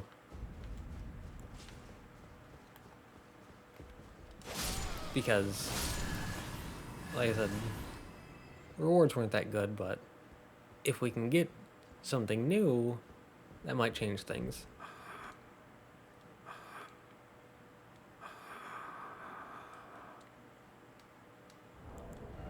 Alright. Maybe you need this. Nope, alright. I still don't know what he's about. He or she, I don't know. Still don't know what they're about. But anyways, like I said, Belurat, low to mid S tier. And then the boss, that Dancing Lion boss, they're another weird one. And I think I'm going to need to fight them quite a bit more to get a proper opinion on them. But I'm going to say, like, peak B tier. Because they're enjoyable. You need to do lots of rolls, lots of jumps to get through them. The visual design is nice. Their mobility is nice. Their attacks are nice, but mostly feel challenging but fair and reasonable.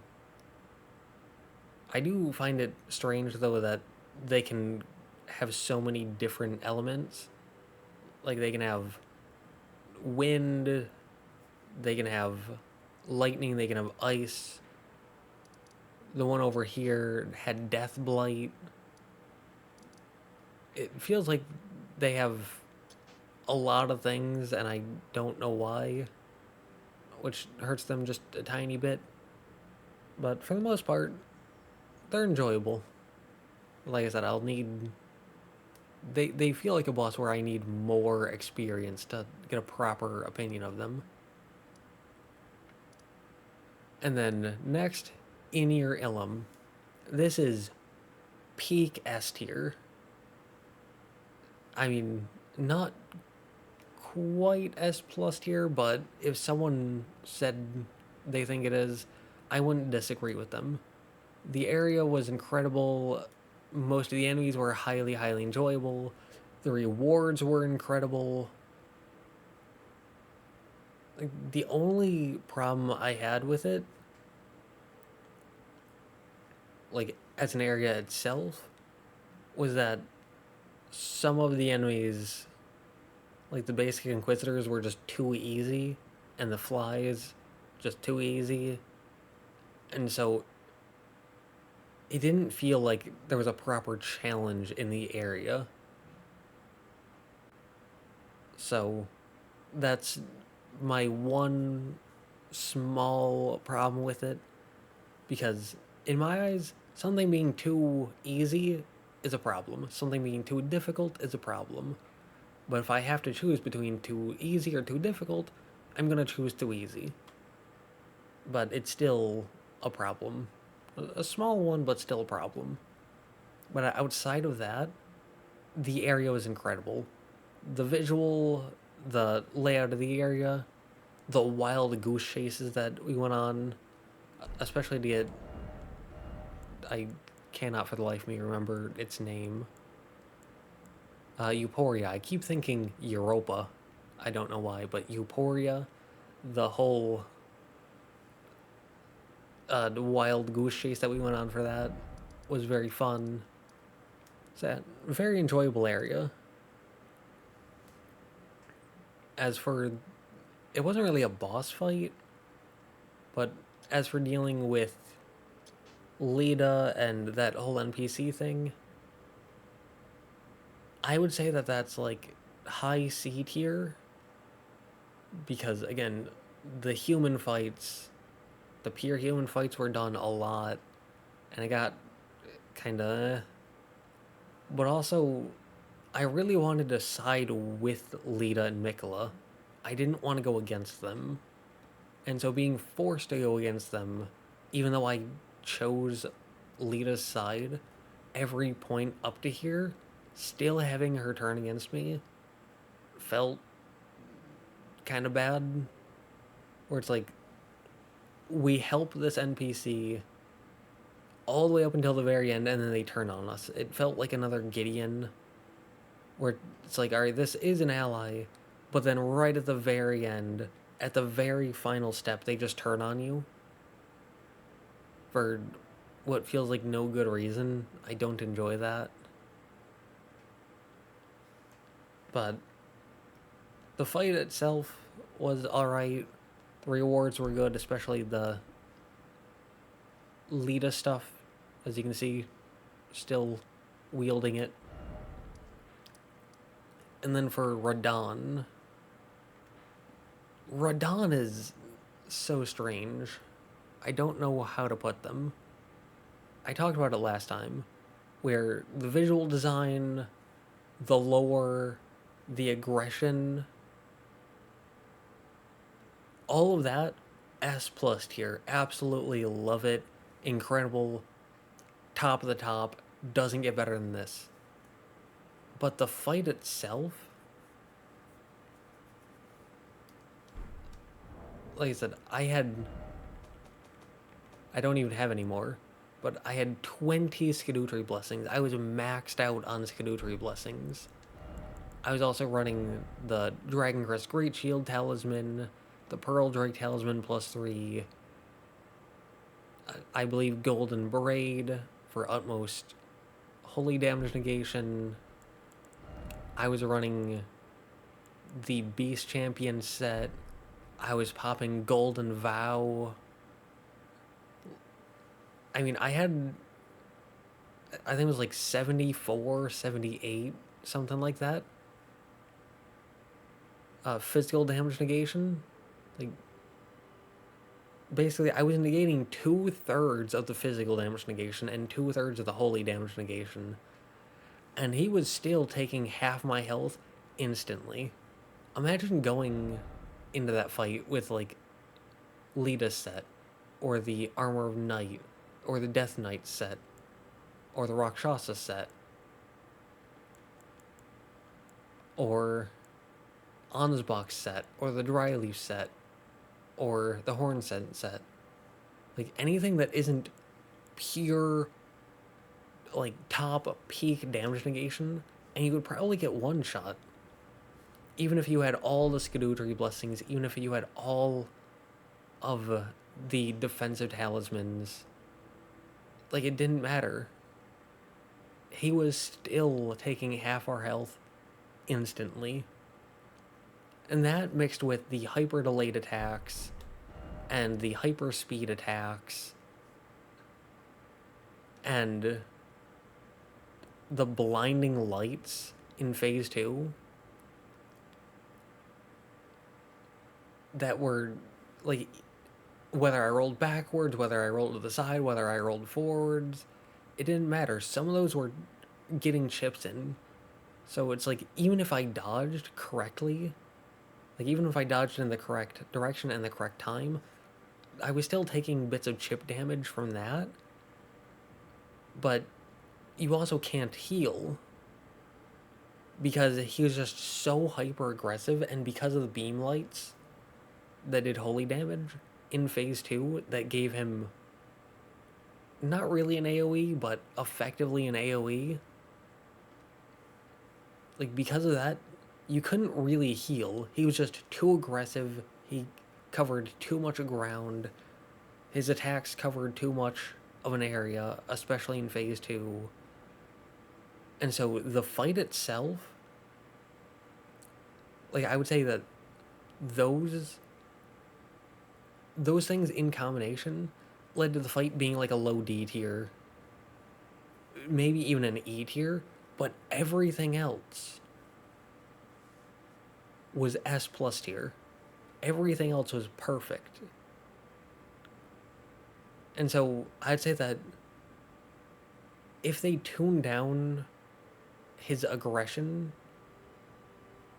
just a tiny bit, not a whole lot, but just a tiny bit, just to give you a tiny bit of breathing room to heal, and if they tone down his damage a decent bit, because, like I said, one of the best defensive armor sets in the entire game, 3 of the best defensive talismans in the entire game, Golden Vow for even more defense, wielding this weapon with 53 strength, 50 dex, 45 faith, and Golden Vow on top of that, and I was doing basically no damage. But the no damage, or the extremely low damage, I think that's fine for the most part. But the extremely high damage, mixed with the extremely high health and defense, mixed with the extremely, like, just everything. The health, the damage, the defense, the aggression, the magic stuff on top of that, like, everything in combination led to the fight being kind of miserable. And so I feel like if they toned down his damage, or gave you a better NPC summon than Talia, which I read in the patch notes for 1.13 that he got buffed, which is about time, because I ended up not even using him, because he was more of a detriment than a help. But if they toned down his damage by a decent bit, I'd say anywhere from like 20 to 50%. Because, again, his damage was insane. Again, one of the best defensive sets in the entire game. 3 of the best defensive talismans in the entire game. 60 points into the health stat. And Golden Vow. And he was still taking half my health pretty much instantly with the maximum amount of Scadu Tree Blessings. So it's like, I had everything going in my favor defensively, and he was still taking half my health instantly. And so I feel like they really need to tone down his damage. But if they do that, and they tone down his aggression just a tiny bit, not by much at all, but just a tiny bit, to give you a tiny little bit of breathing room to heal, then he could very easily, like, not even changing, like, not even getting rid of the boss and rebuilding them from the ground up, just tweaking a few numbers here and there, which would probably be very easy. If they just did that, this could very be an S plus tier. And like just peak S plus tier. Like the best boss in FromSoft history, the best boss in gaming history. They so easily could have done it. His damage is just too high. But there we go. I might have missed some bosses. I might have missed some areas. Probably like a cave. Because it looks like I've gotten everything on the map, but I might have missed a cave here or there. But that's because I didn't look anything up outside of having a friend tell me how to get to the Hinterland. But with that being said, that is my initial opinion on everything in the Realm of Shadow, the entire DLC. I would say, overall, on a scale of 1 to 10, with 10 being absolute perfection, no flaws whatsoever, and 7 being decent, it's worth $20, $30. I would say that, and then 5 being mediocre, I would say that this DLC is like an 8.75. It's really good. It just has some small issues, but I would say overall it's definitely worth it. It was very enjoyable. I'm definitely going to play it a lot more. But with that being said, I'm gonna keep going through. I'm gonna do more recordings on this, learn more, learn how to get through the areas more efficiently, learn what I should go after earlier, what I should just ignore, and I'll upload those so we can keep learning together. And with that being said, yeah,